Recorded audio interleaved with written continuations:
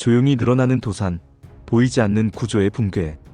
2025년 상반기, 일본 전역에서 들려오는 기업 도산 소식이 심상치 않습니다.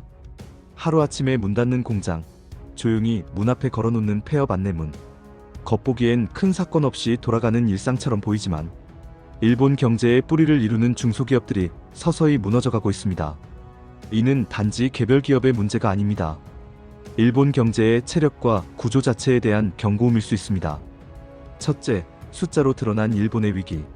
일본 기업 신용조사기관 도쿄상공 리서치의 발표에 따르면 2025년 상반기 일본에서 도산한 기업 수는 4,990건. 이는 2014년 이래 무려 11년 만에 최다 수치입니다. 전년 대비 1.2% 증가했고 상반기 기준으로는 4년 연속 증가세를 보이고 있습니다. 주목할 점은 도산의 주요 원인이 물가 상승과 인건비 증가라는 점입니다. 단순한 불황 때문이 아니라 구조적 비용 압박이 문제의 핵심이라는 이야기입니다. 원자재 값은 치솟고 인력 확보는 갈수록 어려워지는 현실 속에서 중소기업들이 감당할 수 없는 한계에 직면하고 있습니다. 둘째, 고물가와 인건비가 만드는 압박 구조. 팬데믹 이후 일본은 지속적인 물가 상승 압력에 직면해 있습니다. 국제 원자재 가격의 상승, 엔화 약세, 글로벌 공급망의 불안정 등등.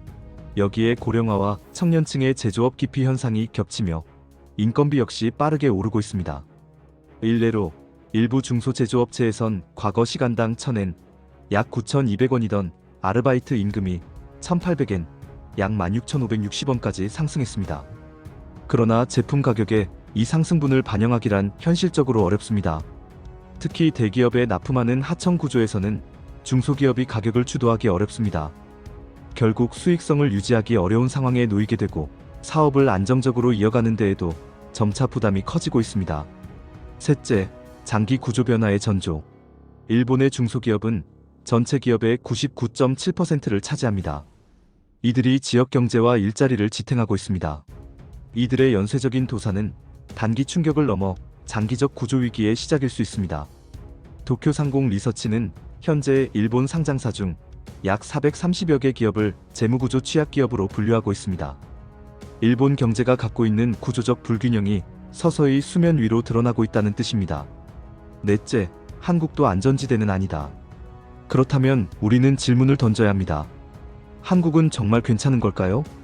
2025년 한국 역시 고물가, 고금리, 환율 불안이라는 삼중고를 겪고 있습니다. 한국은행은 기준금리를 동결하고 있지만 물가 상승률은 여전히 3%대를 유지하고 있고 원자재 수입 의존도가 높은 한국 기업들도 원가 부담에 시달리고 있습니다. 특히 중소기업과 자영업자들은 인건비 상승과 임대료 부담까지 겹쳐 더 큰 압박을 받고 있습니다. 서울시 자영업자연합회에 따르면 최근 1년간 폐업을 고려한 이유로 원가 부담과 임대료 상승을 꼽은 응답자가 전체의 36%에 달했습니다. 물론 한국과 일본은 경제 구조가 다르고 정부의 정책 대응도 상이합니다. 하지만 비슷한 신호들이 보이는 지금 우리는 조금 더 조심스럽게 이 상황을 들여다볼 필요가 있습니다. 다섯째, 무엇을 준비해야 하는가? 일본의 사례는 우리에게 하나의 시사점을 던지고 있습니다. 우리가 지금 간과하고 있는 구조적 위험은 없는가라는 질문입니다. 그렇다면 우리는 어떤 준비를 해야 할까요? 우선 중소기업이 겪는 비용 부담을 줄이고 보다 안정적인 운영을 이어갈 수 있도록 전용 금융 지원과 정책적 장치를 마련할 필요가 있습니다. 또한 갈수록 심화되는 인력난 문제를 해결하기 위해 제도를 개선하고 자동화와 디지털 전환을 위한 기술 투자 역시 적극적으로 이뤄져야 합니다. 납품 단가의 불균형 문제 역시 시급히 개선되어야 할 과제로 대기업과 중소기업 간의 공정한 거래 질서를 정착시키는 노력도 함께 병행돼야 할 것입니다. 아울러 기업 내부적으로도 기존의 운영 방식을 되돌아볼 필요가 있습니다.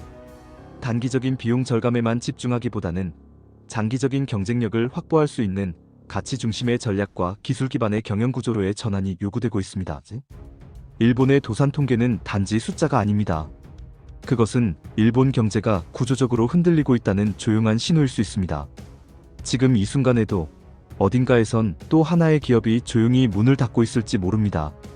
그들이 만들어 온 일자리, 지역 공동체, 산업 생태계는 그렇게 하나씩 사라지고 있습니다. 지금 우리는 익숙한 일상 속에서 서서히 진행되는 구조의 균열을 마주하고 있습니다.